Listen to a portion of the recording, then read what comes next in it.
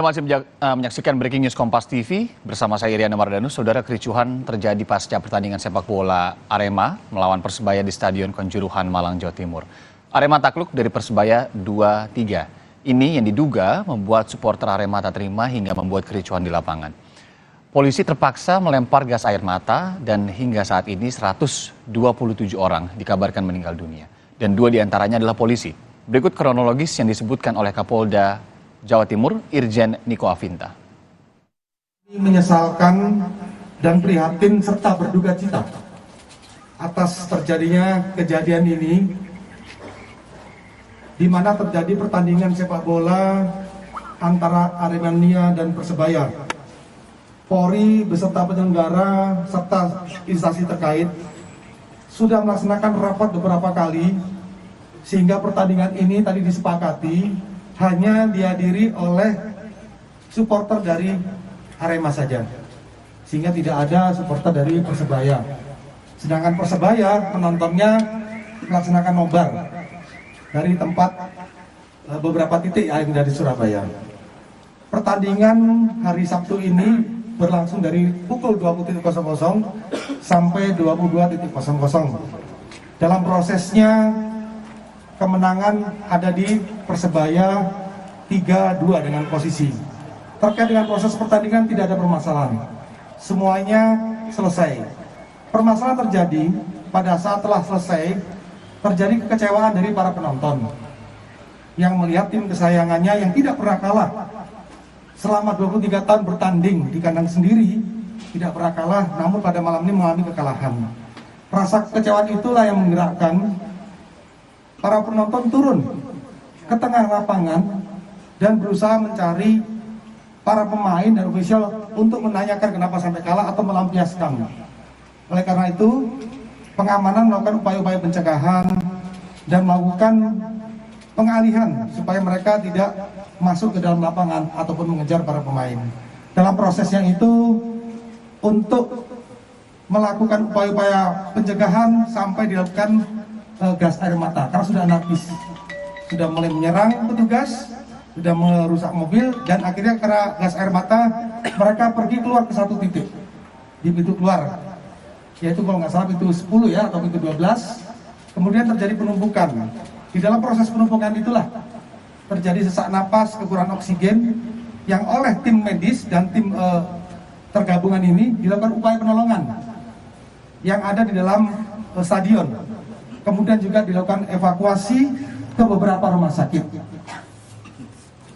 Dalam kejadian tersebut telah meninggal 127 orang, 2 diantaranya anggota Polri dan 125. Yang meninggal di stadion ada 34, kemudian yang lain meninggal di rumah sakit pada saat upaya proses penolongan. Lalu ada 13 mobil yang rusak. 10 diantaranya mobil dinas milik Polri, antara mobil patroli, mobil truk Brimob, mobil Tatwal, mobil K9, dan juga ada mobil pribadi. Kemudian masih ada 180 orang yang masih dalam proses perawatan. Tadi dilakukan pengecekan langsung oleh kami dari terkait dengan upaya-upaya penyembuhan kepada yang sedang dirawat. Lalu kami juga ingin menyampaikan bahwa dari 40.000 penonton yang hadir kurang lebih, tidak semuanya anarkis, tidak semuanya kecewa, hanya sebagian, yaitu sekitar 3.000 yang masuk turun ke tengah lapangan, sedangkan yang lain itu tetap mereka diam di atas. Saudara, dari kejadian ini 5 kendaraan polisi dirusak dan dibakar saat ricuh di Stadion Kanjuruhan pasca laga Arema versus Persebaya. Kondisi di stadion saat ini sudah kondusif. 3 kendaraan polisi dibakar dan 2 dirusak. Kemudian 5 kendaraan itu berada di dalam dan di luar Stadion Kanjuruhan, Kabupaten Malang, Jawa Timur, saudara. Hingga saat ini kendaraan belum dipindahkan. Sementara kondisi stadion sudah sepi dan kondusif. Penjagaan ketat dilakukan oleh TNI Polri dan lampu dalam stadion pun sudah dipadamkan.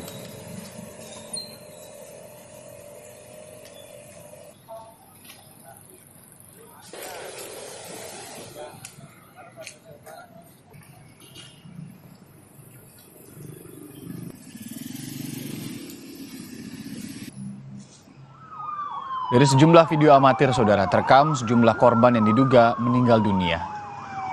Sebelumnya, kericuhan terjadi usai pertandingan Liga 1 yang mempertemukan Arema dengan Persebaya. Akibatnya, sejumlah supporter mengalami luka-luka.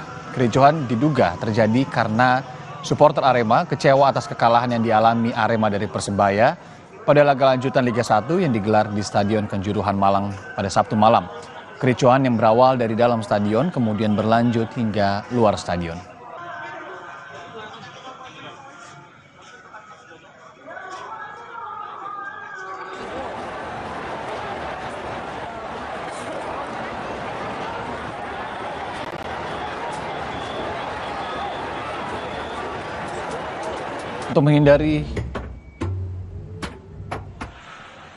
Untuk menghindari dampak kericuhan, saudara, para pemain Persebaya dievakuasi ke ruang ganti.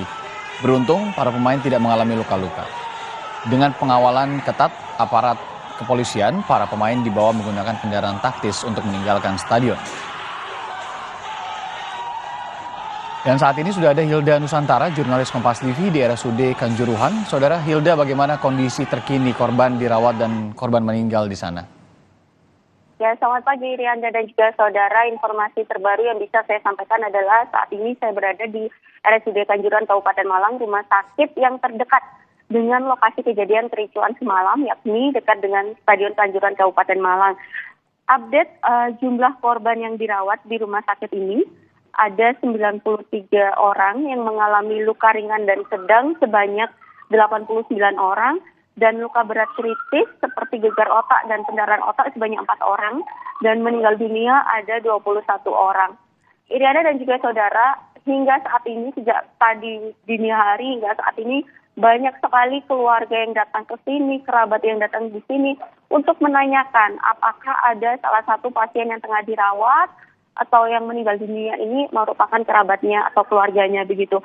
Dan pihak rumah sakit juga menyediakan pusat informasi di pintu masuk untuk keluarga dan kerabat yang datang langsung diarahkan ke pusat informasi dan mengisi data, kemudian akan dibantu.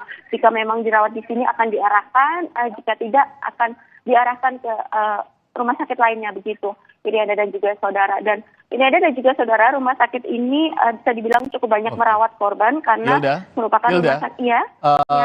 Ya, kami tahan sebentar laporan Anda karena kita akan mendengarkan dulu atau sudah tergabung bersama kita Menpora Republik Indonesia Zainuddin Amali. Pak Menteri, selamat pagi. Ya, pagi.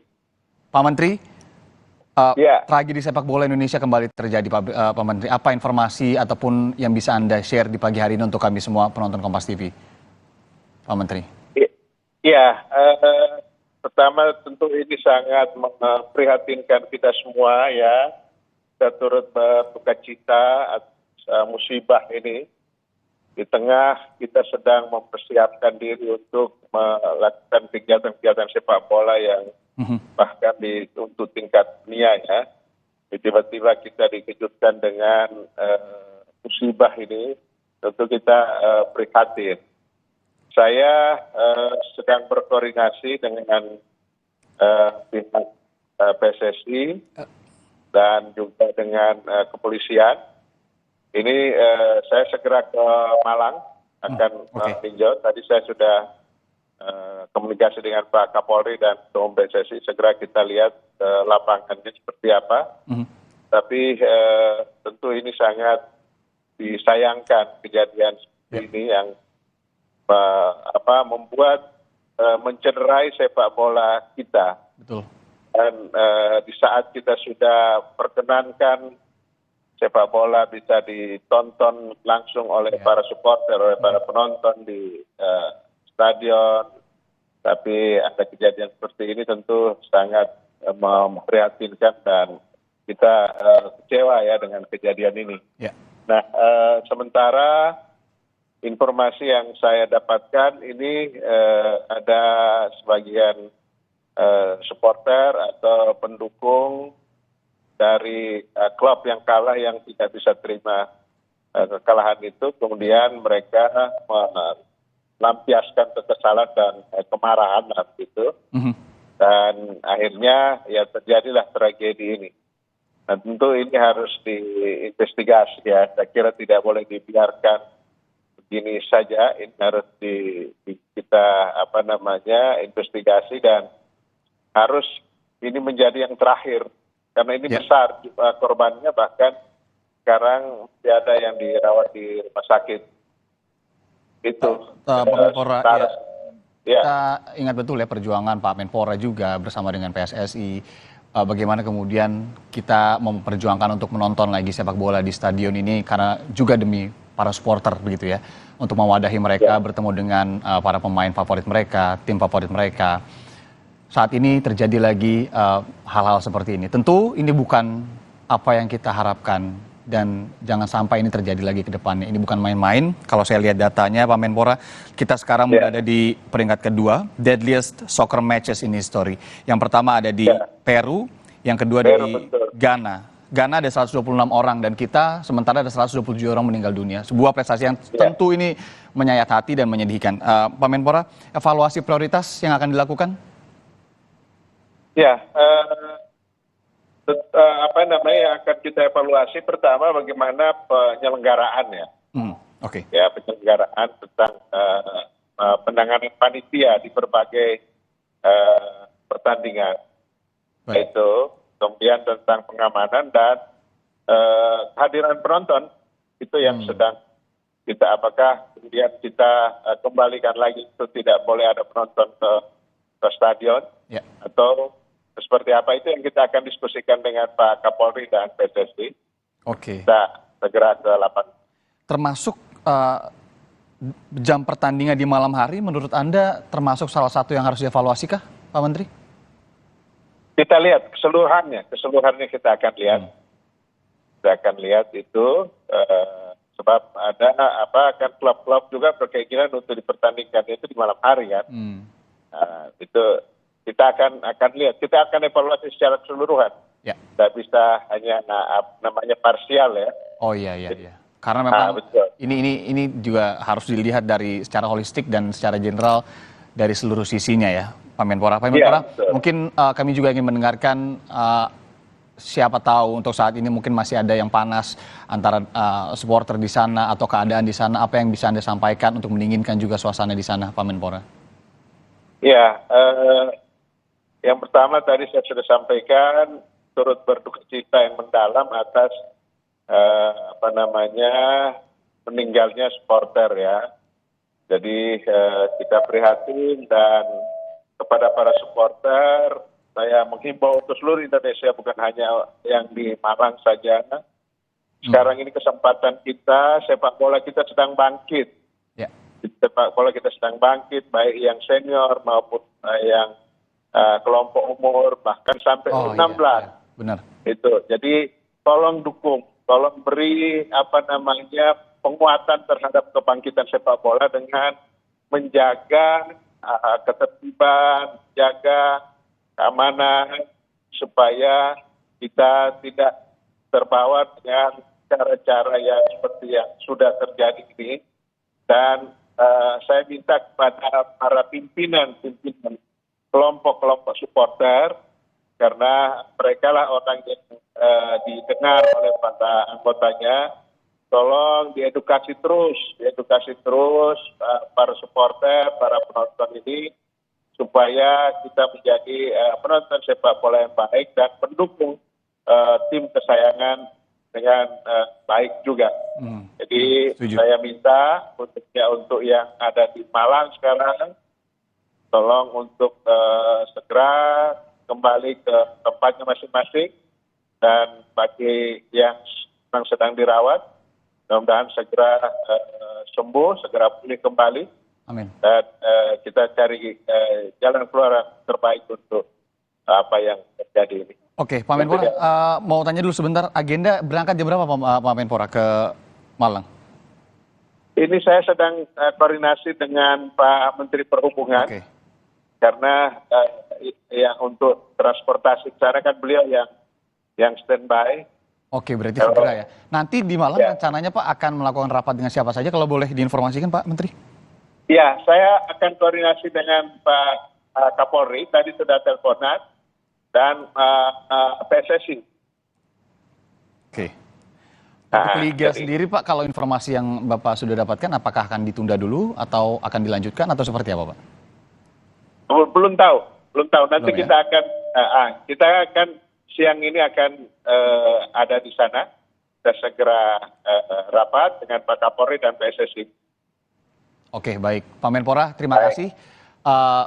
Semoga selamat sampai tujuan dan tentu kami bangsa Indonesia juga menunggu langkah-langkah evakuasi nantinya, langkah-langkah evaluasi yang akan diberikan Pak Menpora dan juga beberapa pihak lainnya. Tentu nanti akan kita tunggu langkah-langkah selanjutnya. Terima kasih Pak Gini sudah mau sharing sedikit di Kompas TV, Pak Menpora. Ya. Terima kasih. Ya, tadi baru saja pernyataan dan wawancara langsung bersama Menpora Zainuddin Amali. Saudara, kita akan lanjutkan breaking news usai jeda berikut ini.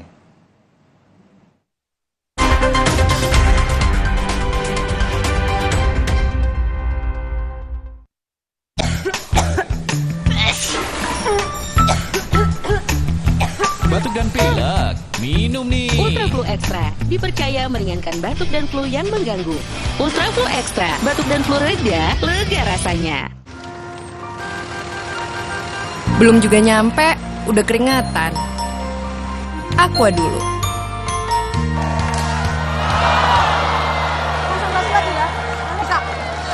Kala menang, tetap semangat dan Aqua dulu. Datang dari sumber alami